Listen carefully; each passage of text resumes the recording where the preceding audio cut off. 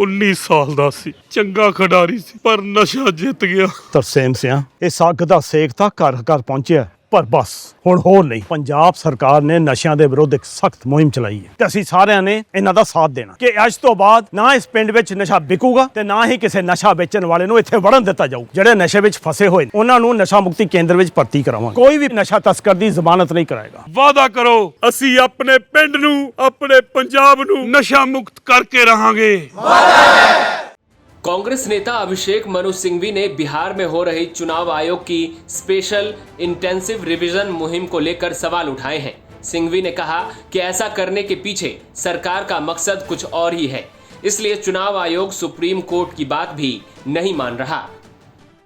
मैं शुरुआत करने से पहले बहुत आदरपूर्वक, विनयपूर्वक हाथ जोड़कर चुनाव आयोग को कहूँगा कि ये मुद्दा राजनीतिक हट का नहीं है, राजनीतिक जिद का नहीं है, ये संस्थागत अहंकार का नहीं है, नो इंस्टीट्यूशनल एरोगेंस। इसमें कृपया आप पुनर्विचार करिए। पूरे देश में इसमें एक अभियान है, सब लोग आपसे अनुरोध कर रहे हैं और इसमें आप किसी भी एक राजनीतिक या संस्थापित जिद पे नहीं अटके रहिए। तीसरा जो मूल मुद्दा है कि 2003 के बाद यदि आपने लगभग 10 या 9 चुनाव किए हैं, संसद के और असेंबली के, और उस वक्त तक जितने आपके पास ये प्रमाण पत्र थे, कभी आधार था, कभी एपिक था, ईपीआईसी, कभी राशन कार्ड था, अगर ये सब था तो न्यूनतम, अगर हम आपकी बात मान भी लें, जो हम कानूनी रूप से वैसे नहीं मानते हैं, तो आपको क्या जल्दबाजी थी कि जून के अंत जुलाई में ये अभियान शुरू करें, चुनाव से इसको संबद्ध करें, चुनाव से उसको लिंक करें, जो 3-4 महीने में है। क्यों नहीं आप ये प्रक्रिया चुनाव के बाद कर सकते थे? एक और चुनाव हो जाता, लेकिन ये जल्दबाजी नहीं रहती। ये पूरे प्रक्रिया को स्क्वीज करने की प्रयत्न 2-3 महीने में नहीं होता। बहुत सारे गलतियां उस समय सीमा के कारण उठ रही हैं। चौथा, एक बात बहुत महत्वपूर्ण है और आप लोगों के लिए समझना आवश्यक है, वो बड़ा साफ है लेकिन उसको एम्फसाइज करना आवश्यक है। औपचारिक वक्तव्य आ गया है बार बार चुनाव आयोग का, जो सीधा संकेत देता है कि ये नागरिकता की एक्सरसाइज है। मैं जरा इसको समझाऊं आपको, जो पहले इतना स्पष्ट और औपचारिक नहीं था। कारण ये है कि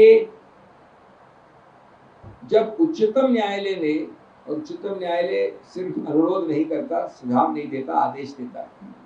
उच्चतम न्यायालय के सुझाव और टिप्पणियां भी आदेश के बराबर होती है। जब उन्होंने कह दिया कि आप कम से कम ये कंसिडर करिए, और हमारा मानना है, मैं नहीं मानता बिल्कुल चुनाव आयोग का ये इंटरप्रिटेशन कि उसके अंतर्गत वो पूर्णतया आधार को इग्नोर कर सकते हैं, एपिक को इग्नोर कर सकते हैं, इत्यादि इत्यादि। लेकिन एक बार उनकी तरफ मान भी लिया जाए तो ये क्या अजीब सा अहंकार कि उन्होंने पर से औपचारिक रूप से आधार और एपिक और राशन कार्ड को नहीं मानने के लिए करीब 2-3 बार वक्तव्य दे दिया है। तो अगर आप आधार, एपिक कार्ड और प्रमाण पत्र को नहीं लेंगे तो इसका मतलब तो एक ही है कि हमको प्रमाण चाहिए नागरिकता का। इससे एक बहुत महत्वपूर्ण प्रश्न आने वाला है, मुद्दा आने वाला है, इसलिए मैं इसमें बिल्डअप कर रहा हूँ आपके लिए। इसका मतलब है कि आपका स्टेटेड सीधा उद्देश्य है नागरिकता, क्योंकि आपने कहा है अपने वक्तव्यों में कि नागरिकता न हो सकती है प्रमाणित आधार से, न हो सकती है प्रमाणित एपिक से, न हो सकती है प्रमाणित राशन कार्ड से। तो अब प्रश्न उठता है कि क्या इस प्रक्रिया, नागरिकता को निर्धारित करने की प्रक्रिया का अधिकार क्षेत्र चुनाव आयोग को दिया गया था? देखिए, नागरिकता को निर्धारित करने की प्रक्रिया जिसको अब मान गया है चुनाव आयोग, मैं दोहरा रहा हूं, मान गया है, इसीलिए आप मना कर रहे हैं ना आधार कार्ड पे, क्यों मना करते नहीं? तो वो शुरुआत होती है हमारे संविधान से, उसके बाद आता है सिटीजनशिप एक्ट, उसके बाद आता है फॉरेनर्स एक्ट, और अंत में आता है रिप्रेजेंटेशन ऑफ पीपल्स एक्ट। अंत में क्यों आता है मैं बताऊंगा आपको 2 मिनट में। लेकिन संविधान में एक बड़ा रोचक प्रावधान है, आर्टिकल अनुच्छेद 10। मैं आपको बोर नहीं करूंगा उसके डिटेल्स पढ़ के, लेकिन उसकी जो शुरुआत के शब्द हैं, continuance of the rights of citizenship.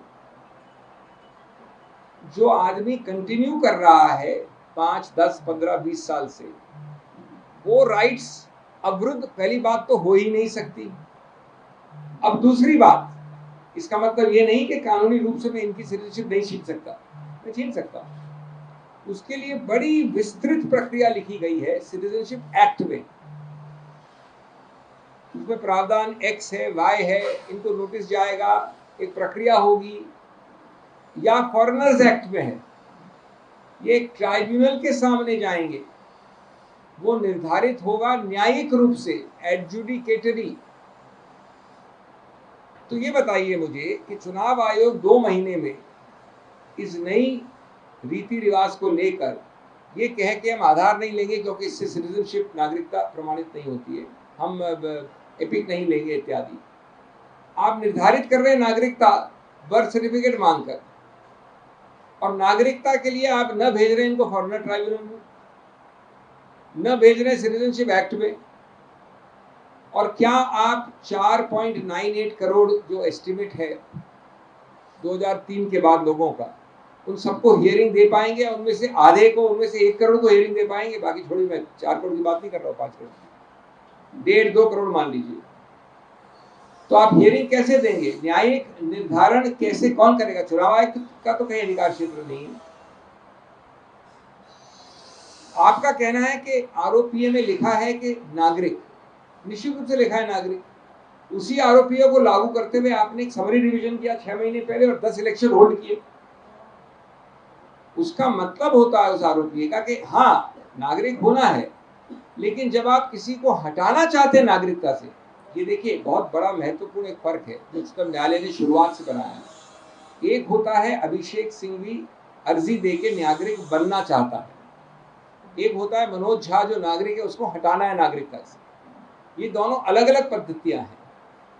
ये सही बात है कि मैं अगर अब अर्जी दूं तो मेरे को आप लटका सकते हैं, नहीं दें आप उसकी तहकीकात कर सकते हैं, मना कर सकते हैं। लेकिन झा जो बैठे हैं ऊपर, उनको हटाने के लिए प्रक्रिया बहुत विस्तृत चाहिए। उनको आप इलेक्टोरल रोल के आधार पर नहीं हटा सकते। ये बात आपको आश्चर्य होगा, मैं नहीं कह रहा हूं, ये फर्क उच्चतम न्यायालय ने 20 साल पहले बनाया है।